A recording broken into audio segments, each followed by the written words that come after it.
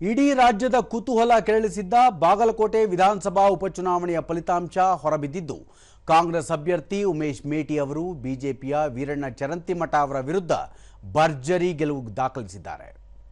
22 ಸುತ್ತುಗಳ ಮತ ಎಣಿಕೆಯ ಅಂತ್ಯಕ್ಕೆ ಕಾಂಗ್ರೆಸ್ನ ಉಮೇಶ್ ಮೇಟಿ ಅವರು 19,471 ಮತಗಳ ಬೃಹತ್ ಮುನ್ನಡೆ ಸಾಧಿಸುವ ಮೂಲಕ ಗೆಲುವನ್ನು ಖಚಿತಪಡಿಸಿಕೊಂಡಿದ್ದಾರೆ. ಉಮೇಶ್ ಮೇಟಿ ಅವರು 92,856 ಮತಗಳನ್ನು ಪಡೆದಿದ್ದರೆ ಬಿಜೆಪಿಯ ವೀರಣ್ಣ ಚರಂತಿಮಠ ಅವರು 72,912 ಮತಗಳನ್ನು ಗಳಿಸಿದ್ದಾರೆ. ಈ ಮೂಲಕ ಶಾಸಕರಾಗಿದ್ದ ಎಚ್.ವೈ. ಮೇಟಿ ಅವರ ನಿಧನದಿಂದ ತೆರವಾಗಿದ್ದ ಸ್ಥಾನವನ್ನು ಅವರ ಪುತ್ರ ಉಮೇಶ್ ಮೇಟಿ ಉಳಿಸಿಕೊಳ್ಳುವಲ್ಲಿ ಯಶಸ್ವಿಯಾಗಿದ್ದಾರೆ.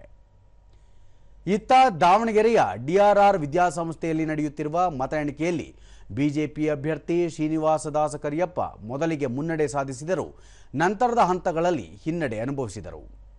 ಶಾಮನೂರು ಶಿವಶಂಕರಪ್ಪ ಅವರ ನಿಧನದಿಂದ ತೆರವಾಗಿದ್ದ ಈ ಕ್ಷೇತ್ರದಲ್ಲಿ ಅವರ ಮೊಮ್ಮಗ ಸಮರ್ಥ ಶಾಮನೂರು ಹಾಗೂ ಶ್ರೀನಿವಾಸದಾಸ ಕರಿಯಪ್ಪ ನಡುವೆ ತೀವ್ರ ಹಣಾಹಣಿ ಏರ್ಪಟ್ಟಿದ್ದು 13ನೇ ಸುತ್ತಿನಲ್ಲಿ ಸಮರ್ಥ ಶಾಮನೂರು ಮುನ್ನಡೆ ಸಾಧಿಸಿದ್ದಾರೆ.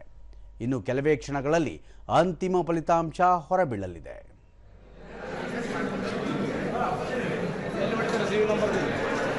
ಇಲ್ಲಿ ಬಂದು ಹೊಡಿಬೇಕಲ್ಲ, ಅಲ್ಲೇ ಹಾಕೋದು, ಇಲ್ಲೇ ಹೊಡಿಬೇಕು.